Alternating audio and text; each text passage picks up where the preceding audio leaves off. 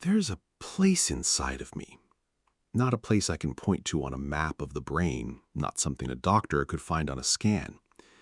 It exists somewhere beneath language, beneath logic, beneath even memory. I call it the black box. It's a subconscious place, a place where emotions are formed, quietly, without asking permission, where something as small as a specific quality of afternoon light or a song you haven't heard in years can reach in and pull something up from the deep. And you feel it, fully. But you don't always know why. That's the thing about the black box. It operates on its own terms. I didn't design it. I can't audit it. I can visit the edges of it, in dreams, in sudden moods, in the irrational pull toward a decision I can't quite justify, but I can't get all the way inside. And I've had to make peace with that. The very reason I call it the black box is because it can be explored, but it's just too complex to ever fully make sense of. Like a black box on an aircraft. It records everything. It holds the data of every moment, every impact. But you only retrieve it after the fact, after something's already happened, after a feeling has already crashed into you. Inside that box, I imagine 100 little coins being tossed, all at once, in the dark, with no one watching. And the outcomes of emotions I can't explain just happen. They just land. And I'm left on the surface trying to interpret the results of a process I wasn't invited to witness. I've spent a lot of time trying to understand myself. Honestly, more time than I'd like to admit. Reading the books, sitting with the thoughts, tracing behaviors back to their roots. And I've learned a lot about who I am. But the black box has taught me something different. It's taught me that some things in here, some things in me, don't want to be understood. They want to be felt, moved through, honored even, without explanation. There's a certain kind of exhaustion that comes from overanalyzing yourself, from demanding that every emotion have a reason, every reaction have a source, every mood have a diagnosis. The black box resists that. It reminds me that I am more than what I can consciously account for, that the mystery isn't the flaw, it's part of the design. I've had to learn how to work around it, not fight it, not fix it, but move with it the way you'd move with a current you know you can't swim against. Acknowledge it, factor it in, and sometimes trust it. Because some of the most important things I've ever done, some of the most honest, most alive moments, didn't come from a decision I consciously made. They came from somewhere deeper, from the box. And maybe that's not something to fear. Maybe that's something to respect. So I'm wondering, is there a place inside of you like that? A space you can feel but not fully reach? A part of yourself that moves you without warning, that makes choices before you do, that knows something you don't? What would you call it?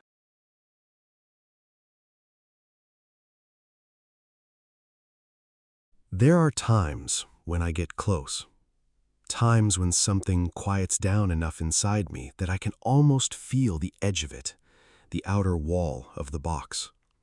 And instead of leaning in, I pull back. Not dramatically, not even consciously sometimes. I just find something else to do. A distraction that appears right on time. A reason to stay busy. A reason to stay on the surface. I think there's a version of self-awareness that gets talked about like it's always a good thing. Like looking inward is automatically brave, automatically healing, automatically worth it. And maybe it is, eventually. But no one really talks about the fear that lives just before that. The very real, very human fear of what you might find. Because here's the thing. I know myself well enough to know that I don't know everything in there.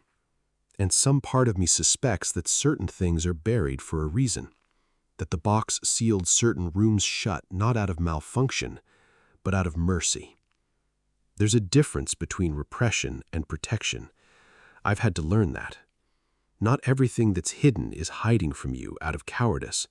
Sometimes the psyche is just waiting, waiting until you're strong enough, waiting until the timing is right, waiting until you've built enough of a foundation to hold what's inside without it collapsing everything else. But then there are the other times, The times when I know I'm not protecting myself, I'm just avoiding. When the fear isn't wisdom, it's just fear, plain and uncomfortable and dressed up as logic. I've gotten good at recognizing the difference, or at least, I'm getting better. There's a particular kind of anxiety that shows up when you're circling something real. A restlessness, a sudden interest in everything except the thing that actually needs your attention. The phone, the project, the conversation you manufacture just to have noise in the room. That restlessness is information. It's the box saying, you're close. And the fact that you're running means you already know it. I've learned that fear of looking in rarely has anything to do with what's actually there. It has everything to do with what I'm afraid I'll have to do once I see it. Because you can unknow a lot of things, but you can't unknow yourself. Once you see something true about who you are, you own it. You're responsible for it. And that weight, that accountability, is sometimes scarier than the thing itself. So I've made a kind of quiet agreement with myself. I don't force the doors open, but I don't board them up either. I leave the light on. I stay willing. And when something surfaces, when the box decides the time is right, I try to meet it with a little more courage than I had the last time. It's not a perfect system, but it's honest. And I wonder, is there something in you right now that you've been circling? Something you can feel at the edges but haven't let yourself fully face? What do you think you're actually afraid of finding?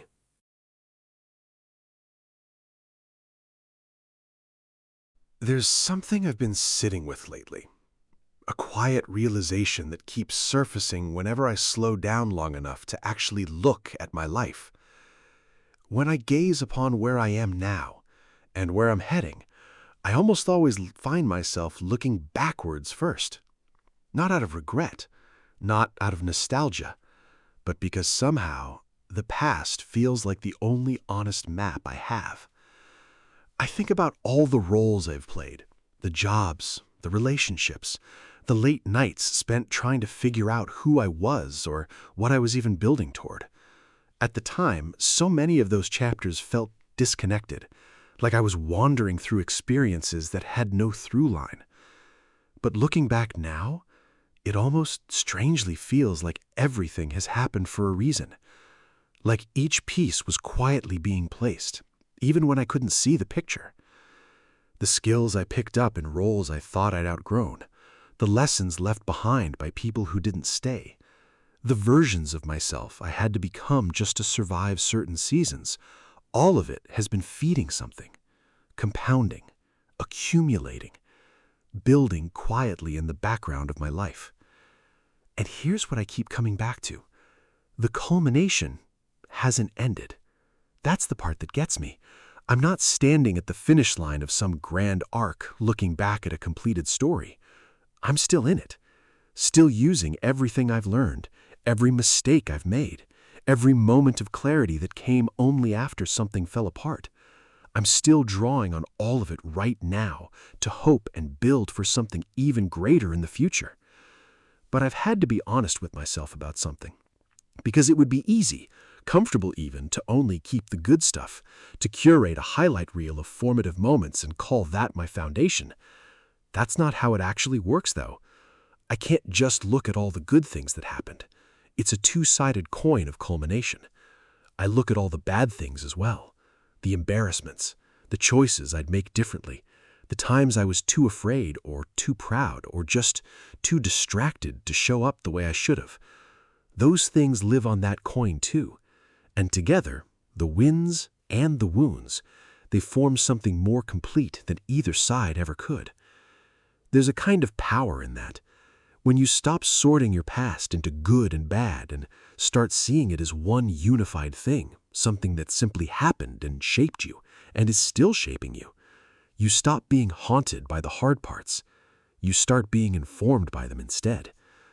I find myself more aware now, more deliberate, grateful in a way that doesn't feel performed, just real. Grateful not despite the difficulty, but somehow because of all of it. So I'll leave you with this. When you look back at your own life, not just the moments you're proud of, but all of it, what story does that full picture tell you about who you're still in the process of becoming?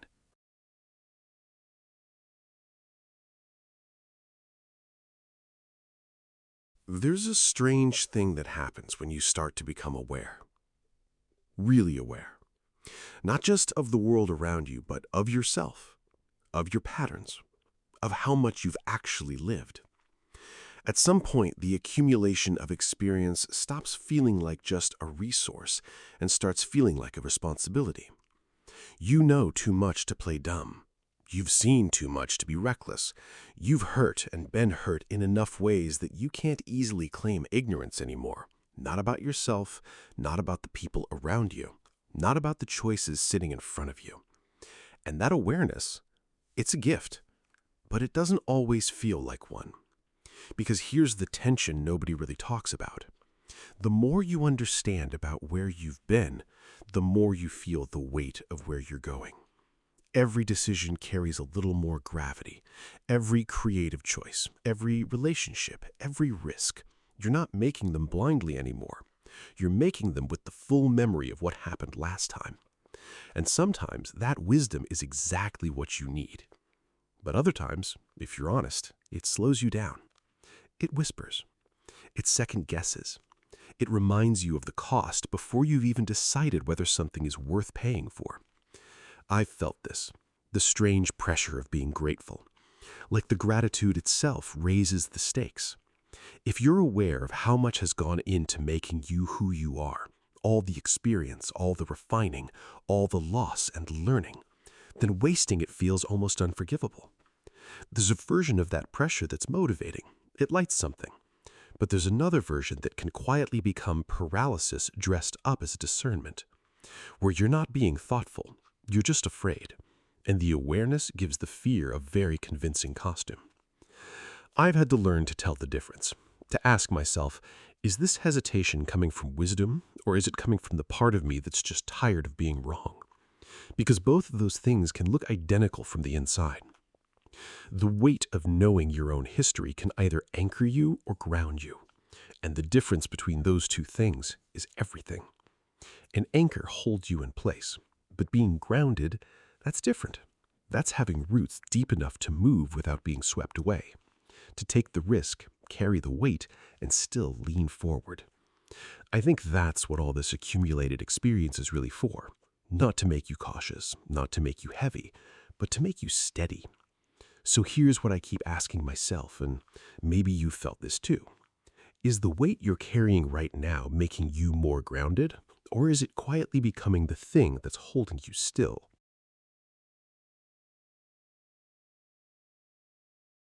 Sometimes I like to think metaphorically, abstractly, like the answer to something I've been wrestling with isn't going to arrive through logic or research or grinding it out. It's going to arrive sideways, dressed up as something else entirely. Lately, the thing that keeps coming back to me is chess.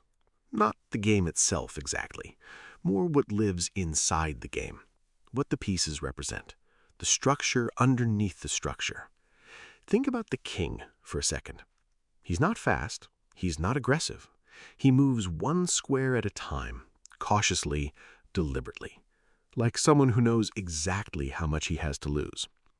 And if you watch a chess match without really understanding chess, you might look at the king and think, that's the least impressive piece on the board. But you'd be wrong. Because the entire game, every opening, every sacrifice, every calculated exchange exists for one reason: protect the king. He is not powerful in the conventional sense. He is something more important than powerful. He is the reason the game is played at all. And then there's the queen. She is something else entirely. She moves in every direction, forward, backward, diagonal, as far across the board as the moment demands. She's decisive. She's wide-ranging. She sees the whole board at once. Single most powerful character on the set, with her long-range scope in every single direction. And yet, all of that range, all of that reach, it bends toward one purpose: keeping the king alive. Not because she's lesser, but because without the king, there is no game. Without something worth protecting, power has no direction. I started thinking about what that means for me, my own existence. My body is king. I know how that sounds. We don't usually talk about the body like it's royalty. We talk about it like it's a vehicle, something to push, something to optimize, something that should just keep up. But the king doesn't keep up. The king is kept, protected, tended to, because everything depends on him still being standing. And my mind? My mind is the queen. Restless, far-reaching, capable of going anywhere. My mind can travel into the past, into futures that haven't happened yet, into ideas still too vague to name. It has scope, it has power, it has range in every single direction. But it is nothing without the body that carries it. What I keep coming back to is this. The mind's greatest job isn't to think, it's to protect, to nourish the body, feed it, keep it safe. And the strange thing is, when you actually do that, when you honor the body instead of just running it, it gives back. Resting, jogging, eating all release dopamine, which further enriches my mind in return, provides it with ideas, and keeps my mind happy. The body rewards care with clarity. The king, protected, allows the queen to move freely. And when both are working together, when the mind is tending to the body and the body is fueling the mind, something clicks into place. Something runs the way it was always meant to. I think about this more than I probably should, this internal kingdom, this ongoing negotiation between what I think, what I feel, and what my body is quietly asking for. It's not always graceful, but when it works, it really works. So let me ask you this. When you think about the power you carry in your mind, what is it actually doing to protect the body that makes it possible?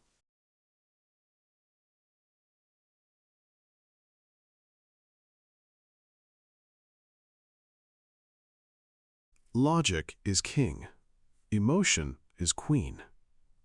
I've been sitting with that for a while now, turning it over, seeing what it reveals. Because here's the thing about the king. We've established this. He is steady, methodical. He doesn't overextend. He calculates. He survives. And for a long time, I think I confused that with wisdom. I thought being logical, being measured, being rational, keeping everything at arm's length and running it through some internal cost-benefit analysis, I thought that was the goal. I thought that was maturity. But logic alone doesn't find anything. Logic can protect you. Logic can organize you. Logic can keep you from making a fool of yourself at the wrong moment. What it cannot do, what it was never built to do, is tell you what matters. That's the queen's job. Emotion is the piece that moves. Emotion is the one willing to cross the whole board in a single turn, to take risks, to sacrifice something valuable for something it believes in more. Emotion is what makes you stay up until 2 in the morning on something you care about. It's what makes a piece of music stop you mid-step. It's what pulls you towards certain people, certain places, certain paths before logic has had a chance to weigh in. Emotion is how you locate yourself in the world. And I spent years, I think a lot of us spent years, slowly, quietly demoting her. Not all at once. It's never all at once. It's 1,000 small decisions. Don't react. Don't show too much. Be practical. Be reasonable. Think it through. And all of that sounds healthy. Some of it even is. But somewhere in the middle of being so careful, so controlled, so relentlessly logical about everything, you look up and realize you've lost the thread. You don't know what you want anymore. Not really. Because you've been so busy making smart decisions that you stopped listening to the ones that felt like something. That's what happens when logic suppresses emotion. The king takes over the whole board, and a king running the whole board alone, no queen, no range, no feeling, that's not strategy. That's just survival. Joyless, directionless survival dressed up as discipline. purpose doesn't come from logic. I know that sounds counterintuitive. We're told to think our way to our goals, to plan, to map, to reverse engineer the life we want. And planning matters. I'm not saying abandon it. But the direction itself, the why underneath the plan, that has to come from somewhere warmer, somewhere less calculated. It has to come from what moves you, what unsettles you, what you keep returning to even when the logical case for it is thin. The queen knows where to go. She always has. The king's job, logic's job, is not to override her. It's to protect the journey she's already chosen, to make it survivable, to make it sustainable. When they work like that, emotion setting the direction, logic clearing the path, something opens up, something that feels less like grinding and more like motion with meaning. So here's what I want to ask you. Think about the last decision you made entirely with your head, the logical choice, the safe choice, the one that made sense on paper. And then think about what your gut was saying at the time. Which one do you actually live with?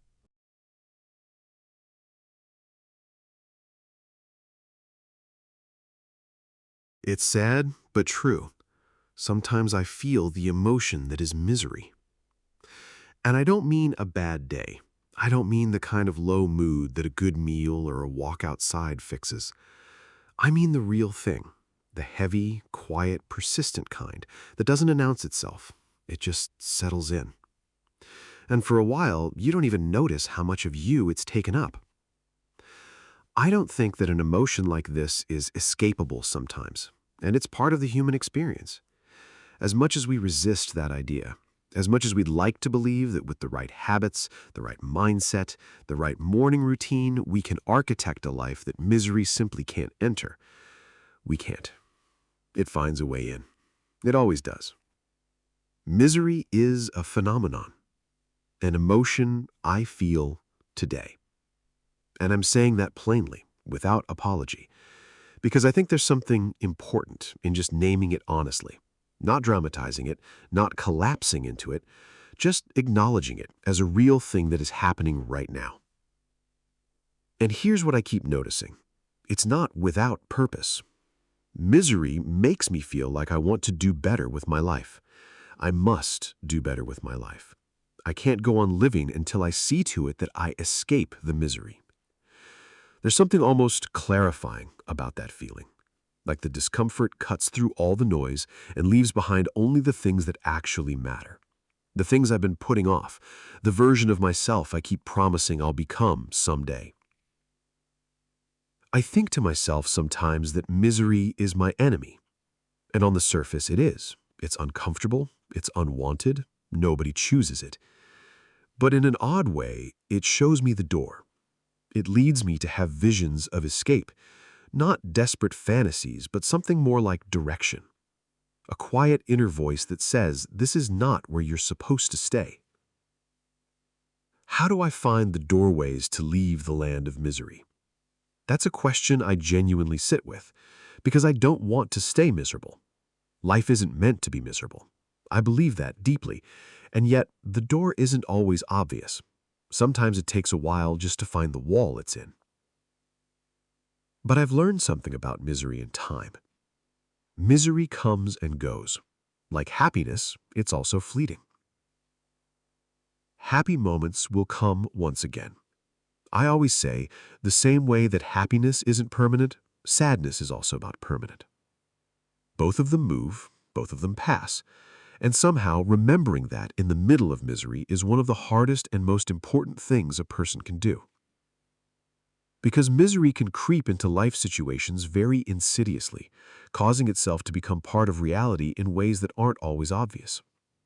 It hides inside routines, inside silence, inside the slow drift away from things that once felt alive. And the only way out of it, I find, is to bring my full mental awareness to it. Sit with it. Short pause. Process it.